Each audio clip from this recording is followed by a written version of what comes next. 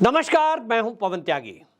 बिहार के मुख्यमंत्री नीतीश कुमार ने मर्यादा की सारी सीमाएं लांघ दी। बिहार के विधानसभा के अंदर नीतीश कुमार यूं तो जो जातिगत गणना कराई है उस पर बोलने के लिए खड़े हुए, लेकिन उन्होंने देश की घटती हुई जनसंख्या और कैसे पहले बढ़ी हुई जनसंख्या थी उसका अंतर समझाने के लिए जिन शब्दों का प्रयोग किया, मैं तो यहां बोल भी नहीं सकता। भारतीय जनता पार्टी की विधायक, महिला विधायक जो विधानसभा में उस समय बैठी थी, वो शर्मसार हुई और भारतीय जनता पार्टी की जो विधायक हैं उन्होंने बाकायदा इस पर आपत्ति दर्ज कराई है। जो निक्की हेम्ब्रम है, भारतीय जनता पार्टी की महिला विधायक हैं, वो सदन में मौजूद थी। उन्होंने कहा कि आज तक इस आजाद भारत में किसी ने इस तरह की मर्यादाओं का उल्लंघन नहीं किया, इस तरह के शब्दों का प्रयोग कभी नहीं हुआ जैसा नीतीश कुमार ने किया है। वो विधानसभा के अंदर खड़े होकर वहां विधायकों के बीच ये समझा रहे थे कि बच्चा पैदा कैसे होता है, सेक्स का ज्ञान दे रहे थे। क्या आपने पहले किसी मुख्यमंत्री के मुंह से इस तरह की बातें सुनी है कि शादी के बाद क्या होता है, बच्चे कैसा पैदा होते हैं, आज की संख्या क्यों घट रही है, पहले 5-6 बच्चे हुआ करते थे, अब संख्या 2 पर आ गई है, ये जो 2 बच्चे हो रहे हैं इसके पीछे पढ़ाई का क्या हाथ है। मैं उन शब्दों को नहीं बोल सकता, लेकिन सवाल यह है कि नीतीश कुमार ने इस तरह की बात क्यों बोली। बाकी जो सारे वहां मंत्री बैठे थे, जो विधायक बैठे थे, वो सब दांत फाड़ के हंस रहे थे बेशर्मी के साथ। ये जो नीतीश कुमार हैं, क्या ये अपनी बेटी को इसी तरह की बात घर में जाकर समझा सकते हैं?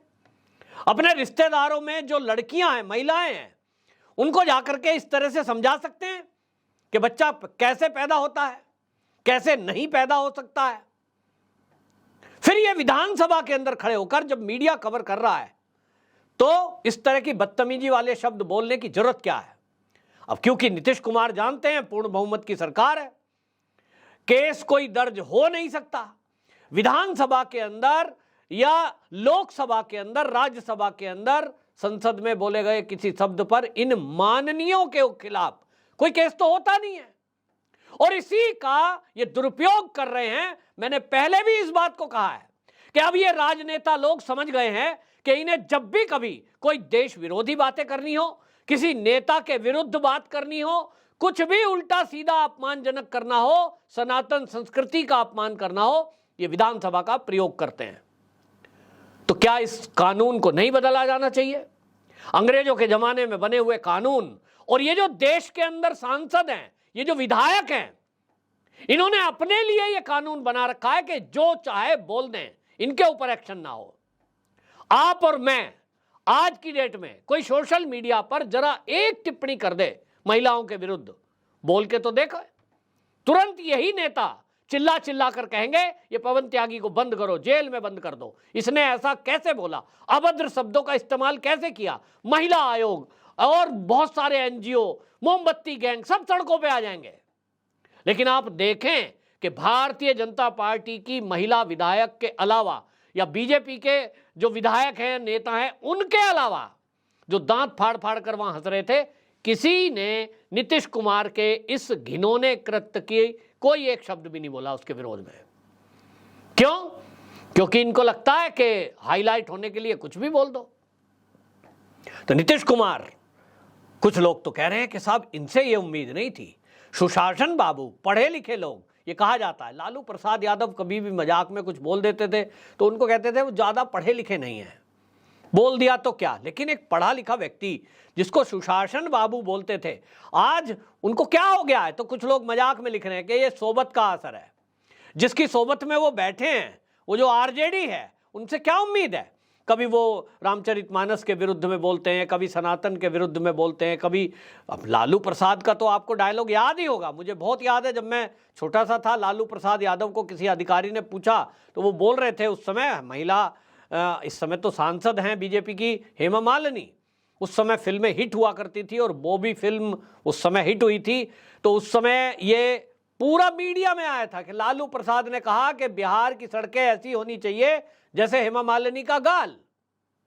अब आप सोचिए, एक मुख्यमंत्री वो बाकायदा अधिकारी को कहता है मीडिया के सामने कि बिहार की सड़कें ऐसी होनी चाहिए जैसे हेमा मालिनी का गाल। हेमा मालिनी एक महिला है, वो एक्ट्रेस थी, और उसके गाल से तुलना कर रहे हो आप। इसका मतलब आपकी नजर कहां है? एक महिला के गाल पर। क्या आपका करैक्टर है? इस तरह की भाषा का इस्तेमाल हुआ, उस समय बहुत हाईलाइट हुआ, लेकिन क्योंकि लालू जी हैं, नेता हैं, उस समय सीएम थे, नेताओं के खिलाफ तो इस देश में कुछ हो ही नहीं सकता, ऐसा लगता है। अगर केस भी दर्ज हो जाए, पहली बात तो केस दर्ज नहीं होगा, कौन दर्ज कराएगा? कोर्ट में जाएंगे तो कोर्ट में फिर पहले निचली अदालत है, फिर हाई कोर्ट है, फिर सुप्रीम कोर्ट है। सुप्रीम कोर्ट में भी पहले सिंगल जज सुनता है, फिर डबल बेंच, फिर ट्रिपल बेंच, फिर 7, फिर 5, फिर 11। क्या क्या अलझेड़ा है।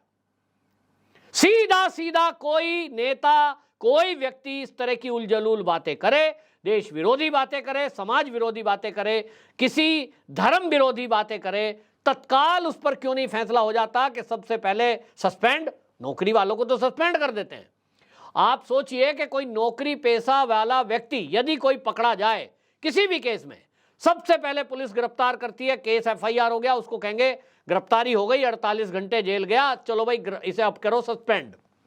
उसके बाद जांच होगी, सालों साल केस चलेगा, निर्दोष साबित हुआ तो नौकरी पे आएगा।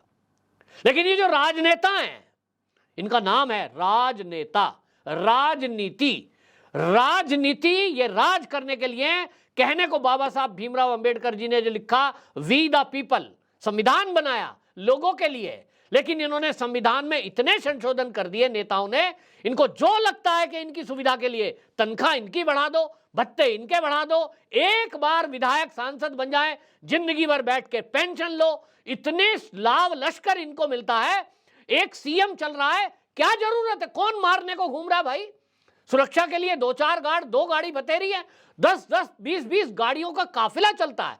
जेब से तो देना नहीं पड़ता ना, आपकी और मेरी जेब से टैक्स की गाड़ी कमाई जाती है। नौकरी पैसा वाला व्यक्ति जो तनख्वाह ले रहा है, वेतन ले रहा है, ये वेतन भोगी व्यक्ति जो है, उसकी गणना कर ली जाती है साल में कितना तनख्वाह दिया, और उसका कैलकुलेटर के हिसाब से उसका टैक्स कट जाता है। चाहे नहीं बचा सकता। गरीब आदमी की हालत यह है, एक हाथ से सरकार दे रही है, दूसरे हाथ से 30% उसका टैक्स ले रही है। कोई छूट नहीं मिलती। साल में बेचारा एक बार देखता है बजट आने वाला है, शायद कुछ बढ़ जाए, शायद कुछ बढ़ जाए, ऐसा टैक्सों को घुमा के रखते हैं कि उसको दे के भी लगता है कुछ नहीं मिलता है। इतना घनचक्कर बनाया है। दूसरी तरफ ये नेता हैं, दूसरी तरफ व्यापारी हैं, उनको देख लो आप कैसा घुमाते हैं, कितना टैक्स देते हैं। कोई टैक्स दे या ना दे, आज देना पड़ रहा है जीएसटी के माध्यम से कुछ लोगों को, तो चिल्लाने लगे हैं मोदी जी तो जीएसटी ले आए। कांग्रेस कहती है गब्बर सिंह टैक्स है। ये नेता हैं, इनके खिलाफ क्या है? कोई जांच नहीं। आज मोदी सरकार जांच करा रही है तो कहते हैं ईडी का दुरुपयोग हो रहा है। नीतीश बाबू जिस तरह की बयानबाजी कर रहे हैं, जनता कह रही है कि इनके खिलाफ एक एफआईआर दर्ज होनी चाहिए, लेकिन मैं तो कह ही रहा हूं कि कोई कानून में जनता को कोई अधिकार नहीं है, सब अधिकार नेताओं को है। नीतीश बाबू के इस अभद्र, ये आपत्तिजनक, अमर्यादित बयान को लेकर कोई केस नहीं हो सकता। हां, एक बात हो सकती है, वो जनता के हाथ में, लेकिन मुझे बिहार से उम्मीद नहीं है। बिहार में पढ़े लिखे लोग बहुत हैं, लेकिन ज्यादातर पढ़ा लिखा वर्ग जो इंजीनियर हैं, जो डॉक्टर हैं, जो आईटी के जुड़े हुए सेक्टर से हैं, व्यापारी हैं अच्छे अच्छे, वो तो बिहार छोड़ के चले गए। बिहार का पढ़ा लिखा वर्ग तो बिहार में रहता नहीं है, और इसीलिए जो पढ़े लिखे हैं वही कुछ इस पर संवाद कर सकते थे, सरकार पर सवाल कर सकते थे, नीतीश को घेर सकते थे। लेकिन जो लोग हैं, ज्यादातर लोग वहां जातिगत आधार पर वोट करते हैं। हमारी जाति का मंत्री बन जाए, हमारी जाति का विधायक बन जाए, हमारी जाति का मुख्यमंत्री बन जाए, इस पर सारा दरमदार रहता है, और इसीलिए इसका ये फायदा उठाते हैं। और बिहार में हमने देखा है कि पढ़ा लिखा सबसे ज्यादा आईएएस और आईपीएस देने वाला प्रदेश, लेकिन आज जो दुर्दशा बिहार की हुई है, इन्हीं नेताओं की वजह से हुई है। मनोरंजन करते हैं, लोगों को मूर्ख बनाते हैं और वोट डालते हैं। हालांकि जो जातिगत गणना हुई है, उसके जो आंकड़े आए हैं, अब नीतीश बाबू को उसमें भारी पड़ने वाला है। ये बड़ा कूद कूद कर जातिगत गणना की बात कर रहे थे, अपनी पीठ थपथपा रहे थे कि हमारी सरकार ने देखिए जातिगत गणना कराई है, ऐतिहासिक काम कर दिया है। अब नीतीश बाबू के लिए ये जो ऐतिहासिक काम बताया जा रहा है जातिगत गणना, इनके लिए सिरदर्द बनने वाली है, क्योंकि इसमें जो आंकड़े आए हैं वो बड़े चौंकाने वाले हैं। जिस सवर्ण जाति को लेकर के अभी तक पूरे देश में ब्राह्मणों को गाली दी जाती थी कि साहब इन्होंने पूरे देश के संसाधन पे कब्जा कर रखा है, ये जो ब्राह्मण हैं, ऐसा समझाया जाता है लोगों को, इन्होंने तो देश के संसाधनों पर कब्जा किया हुआ है। चाहे जुडिशरी में जुड़े हुए लोग हैं, बड़े बड़े डॉक्टर हैं, बड़े बड़े पुलिस के अफसर हैं, सब ब्राह्मण हैं। लेकिन बिहार के जातिगत गणना ने पोल खोल कर रख दी है।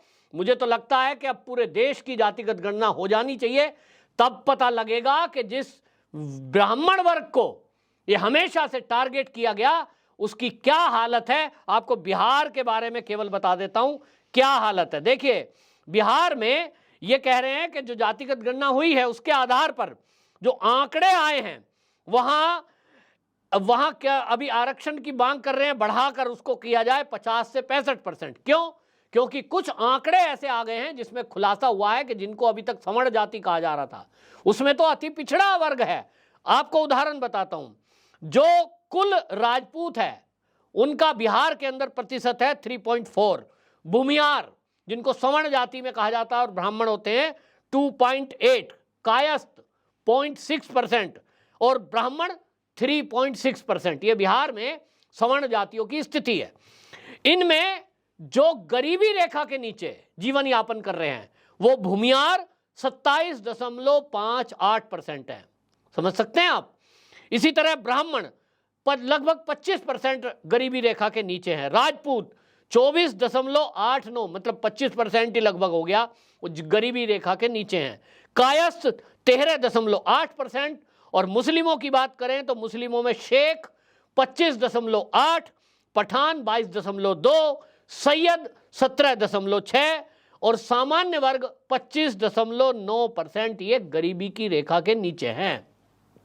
अब ये जो आंकड़े आ गए, इस आंकड़े में अब सवाल उठेगा कि आपने जो ये जातिगत गणना कराई थी, आप कह रहे थे हम जनता का भलाई के लिए ये सब करा रहे हैं, आंकड़े आपके सामने हैं। आपने अब अति पिछड़ों के लिए जो आरक्षण की बात की है, अब इसमें आप कह रहे हैं साहब आरक्षण बढ़ाएंगे, लेकिन ईडब्ल्यूएस जो है अति पिछड़ा जिसको आप बोल रहे हैं, वो 10% पहले ही केंद्र ने आरक्षण दिया हुआ है, उसमें सभी जाति हैं। लेकिन अब नीतीश बाबू क्या करेंगे? वो कह रहे हैं हम 10% आरक्षण देंगे अति पिछड़ा को। तो अब सवाल ये है कि उसमें सैयद को कितना देंगे, शेख को कितना देंगे? क्या इसमें अब मुसलमानों को जो पठान हैं 22% गरीबी रेखा के नीचे, उनको भी आरक्षण मिलेगा? ये देखने की बात होगी। क्या इसमें अब कायस्थ को भी और भूमियार और ब्राह्मणों को भी आरक्षण मिलेगा? ये देखने की बात होगी। अभी तक आपने आंकड़े जारी नहीं किए थे और अपनी अपनी जातियों के लिए आप बात कर रहे थे, लेकिन अब सवाल उठेगा कि आपने जब गरीबों के कल्याण के नाम पर 500 करोड़ रुपए से अधिक इस योजना पर खर्च कर दिए, तो अब उनकी भलाई के लिए आप क्या करते हो, ये देखने की बात होगी। और ये नहीं कुछ करेंगे तो निश्चित जानिए कि भारतीय जनता पार्टी को इन्होंने एक मुद्दा दे दिया कि आपने करोड़ों रुपया खर्च किया, जातिगत गणना कराई, लेकिन उनके लिए यदि आप कुछ नहीं कर रहे हैं तो फिर इस जातिगत गणना कराने का मतलब क्या था? कि यदि आपको केवल और केवल कुछ एक कम्युनिटी का ही तुष्टीकरण करना था। सवाल उठेगा, सवाल नीतीश बाबू के इस अभद्र और आपत्तिजनक बयान पर भी उठेगा।